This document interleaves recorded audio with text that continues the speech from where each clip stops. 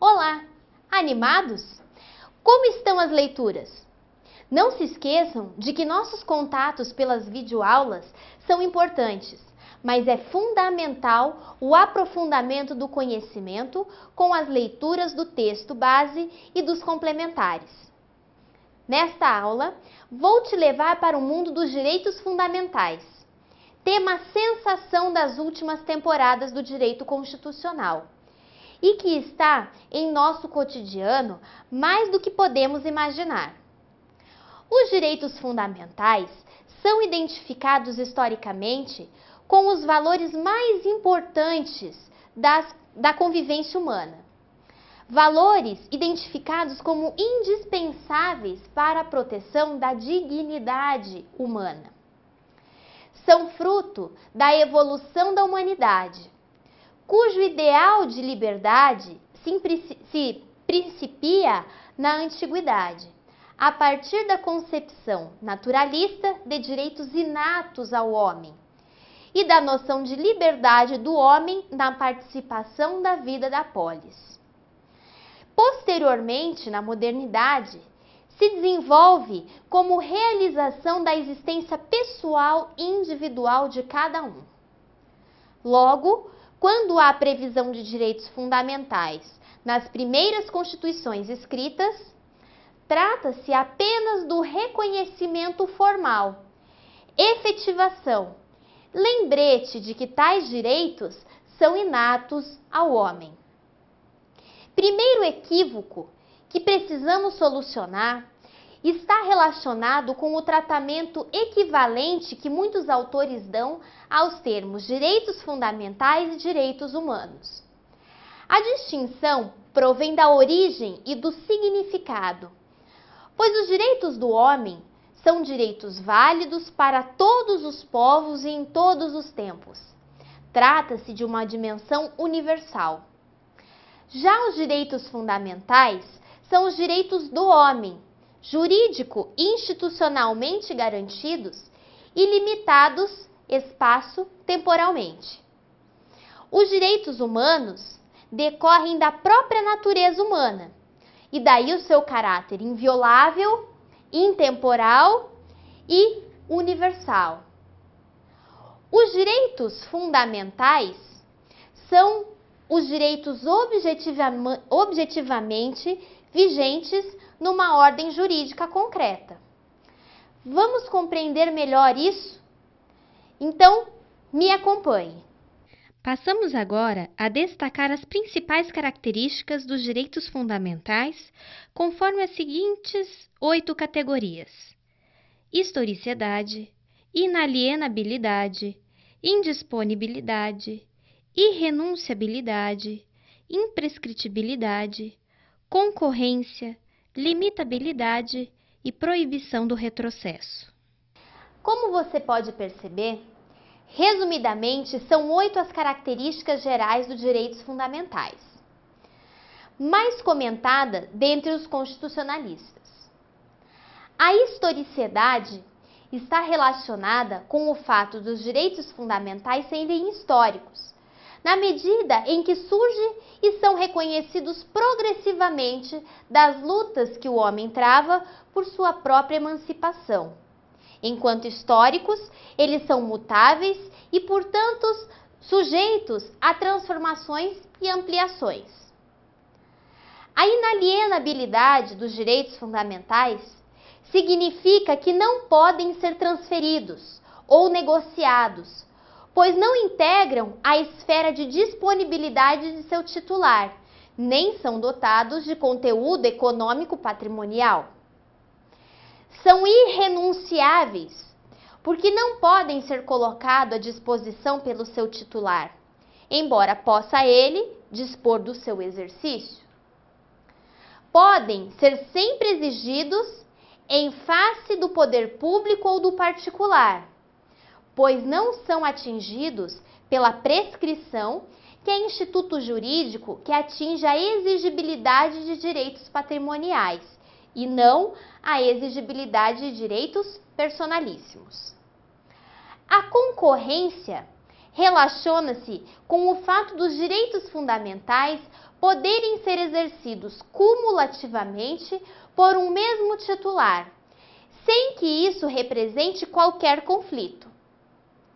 A limitabilidade está intimamente relacionada com o fato das normas que os prevêem serem principiológicas, razão pela qual poderão ser restringidos de forma lícita, por não haver qualquer direito fundamental que prevaleça sobre os demais.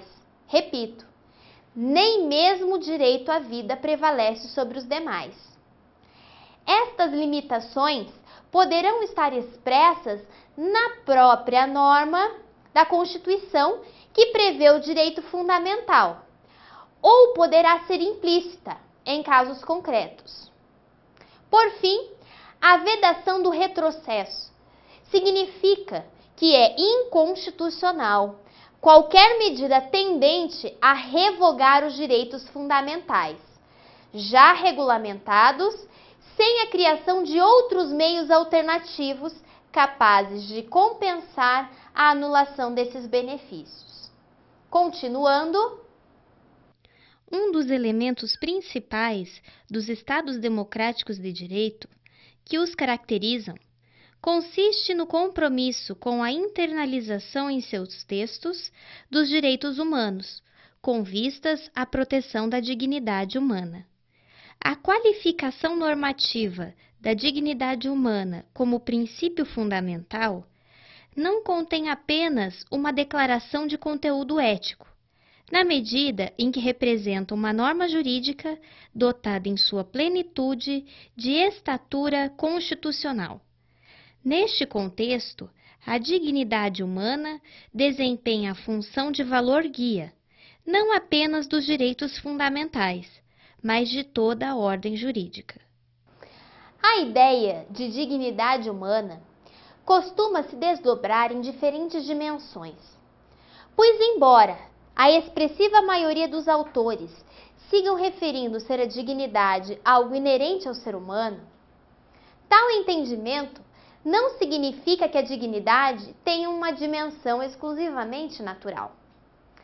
O fato de considerar a dignidade humana vinculada à própria condição humana não significa ignorar a sua necessária dimensão comunitário-social. Afinal, a dignidade só tem significado em função das relações intersubjetivas. Portanto, a dignidade humana é dotada de dupla dimensão, no sentido de limite e tarefa dos poderes estatais e da comunidade, enquanto limite implica em a pessoa não ser reduzida a próprio objeto, nem de terceiro, bem como se refere à garantia de direitos fundamentais contra atos que violem ou exponham a grave ameaça. Enquanto tarefa, refere-se a deveres vinculativos de proteção por parte dos órgãos estatais, com o objetivo de proteger a dignidade de todos, assegurando-lhes também, por meio de medidas protetivas, o devido respeito e promoção.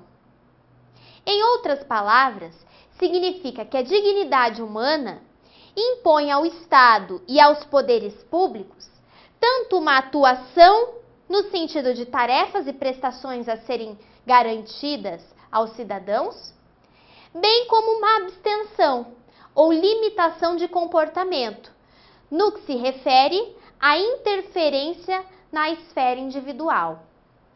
É a dignidade humana princípio basilar aos direitos fundamentais. Os direitos fundamentais podem ser compreendidos a partir de diferentes perspectivas de análise. A doutrina costuma decompor a noção de direito fundamental com base em diferentes critérios, como o formal ou jurídico, o material ou ético, o funcional e o estrutural. No que se refere ao critério formal ou jurídico, pode-se afirmar que são direitos fundamentais todos aqueles que a própria Constituição atribuiu essa condição. Em decorrência dessa qualificação, surgem 3 consequências práticas importantes. São reconhecidos como direitos supralegais, já que estão positivados por normas constitucionais que possuem uma hierarquia maior. Estão submetidos aos limites da reforma constitucional, previstas no artigo 60 da Constituição, e ao princípio do não retrocesso. E o seu regime de aplicabilidade é direto e imediato, vinculado às entidades públicas, bem como às entidades privadas. O critério material, por sua vez, está ligado com a noção de que pertencem à estrutura do Estado de Direito e estão ligados essencialmente às liberdades individuais, como elemento indispensável para a implementação da dignidade humana. Permite-se, por tal critério de análise, reconhecer direitos fundamentais implícitos, fora do catálogo da Constituição. Quanto à sua função, tais direitos são tidos por multifuncionais, já que as disposições constitucionais garantem aos cidadãos direitos individuais e coletivos, bem como orientam, enquanto ordem de valores, a atuação do Estado para concretizá-los e desenvolvê-los, por meio, é claro, dos órgãos democráticos. Finalmente, o critério estrutural está relacionado com a morfologia das normas que veiculam tais direitos, cabendo ao intérprete identificar se estas normas compreendem regras ou princípios, a fim de aplicar toda a técnica de hermenêutica constitucional na densificação do seu conteúdo. Como falamos que os direitos fundamentais são históricos e constatando-se que o seu reconhecimento e acumulação foram progressivos, didaticamente, para estudá-los, a doutrina sistematiza-os em dimensões ou gerações. Vamos ver o que isso significa? As dimensões de direitos fundamentais representam a ordem cronológica do seu reconhecimento e afirmação, que se proclamam gradualmente na proporção das carências do ser humano, nascidas em decorrência das mudanças das condições econômicas e sociais, da ampliação dos conhecimentos e da intensificação dos meios de comunicação, que causaram substanciais alterações na organização da vida humana e das relações sociais, a propiciar o surgimento de novas carências, suscitando novas reivindicações de liberdade e poder. Diante da generalidade e universalização dos direitos fundamentais, inspirado no jurista Karel Vasak, nos ideais da Revolução Francesa, se propôs uma divisão dos direitos fundamentais em gerações ou dimensões, da seguinte forma: a primeira dimensão corresponde aos direitos de liberdade, são os primeiros a constarem dos instrumentos normativos constitucionais, consistentes nos direitos civis e políticos. A segunda dimensão corresponde aos direitos de igualdade e consiste nos direitos sociais, econômicos e culturais. A terceira geração corresponde aos direitos de solidariedade ou aos direitos transindividuais. Alguns autores contemporâneos, como o professor Paulo Bonavides, defendem o reconhecimento da quarta e quinta dimensão de direitos fundamentais. A quarta dimensão ligada aos direitos fundamentais que decorrem da globalização, compreendendo os direitos decorrentes dos avanços da engenharia genética, da manipulação do patrimônio genético e relacionados às biotecnologias. E a quinta geração estaria o direito à paz, direito supremo da humanidade, condição indispensável ao progresso de todas as nações. Uma vez reconhecidos esses direitos, passa a ser importante o estudo das formas de torná-los eficazes, o que faremos na próxima aula, intitulada Ações Constitucionais. Te encontro lá!